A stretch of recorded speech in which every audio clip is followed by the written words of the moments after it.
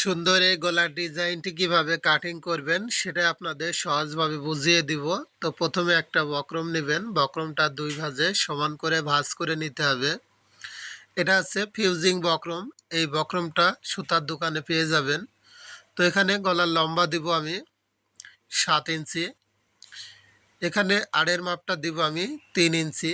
এটা হচ্ছে 42 থেকে 48 বডি হলে এই মাপে চারকোনার এই বক্সটা তৈরি করবেন। বাকি বডিগুলা আমি আপনাদের ভিডিও চলাকালীন বুঝিয়ে দিব। অবশ্যই আপনারা পুরো ভিডিওটি দেখবেন, তাহলে আপনারা যে কোনো বডির জন্য কতটুকু গলা কাটিং করবেন সেটা আপনাদের বুঝিয়ে দিব। তো এইভাবে এই বক্সটা তৈরি যখন হয়ে যাবে, এখন ডিজাইন করার জন্য এখান থেকে 3 ইঞ্চিতে একটি চিহ্ন করে নেবেন। তো এখন হচ্ছে আমার হাতের দিকে খেয়াল করে দেখবেন কিভাবে ডিজাইনটা আর্ট করে নিই। তো ভিউয়ার্স, যাদের বডি হচ্ছে 28 থেকে 34 হবে, গলার লম্বাটা নেবেন 6 ইঞ্চি এবং আড়ের মাপটা নেবেন 2.5 ইঞ্চি।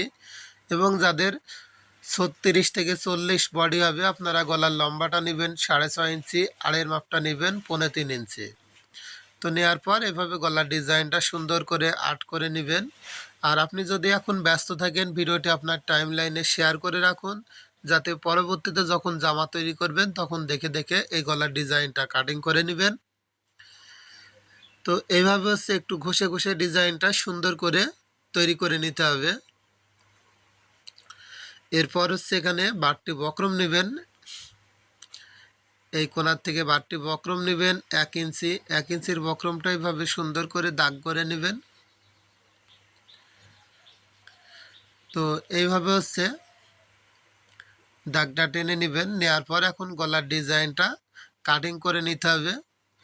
তো এইভাবে হচ্ছে গলার ডিজাইনটা সুন্দর করে কাটিং করে নেবেন। তো যেভাবে দাগ দিয়েছেন ঠিক দাগ অনুযায়ী গলার ডিজাইনটা কাটিং করবেন, যেন দাগে দাগে মিল রেখে কাটিং করলে গলার ডিজাইনটা দেখতে খুব সুন্দর হবে। তো ভিউয়ার্স, অবশ্যই এই ভিডিওতে একটি লাইক দিবেন।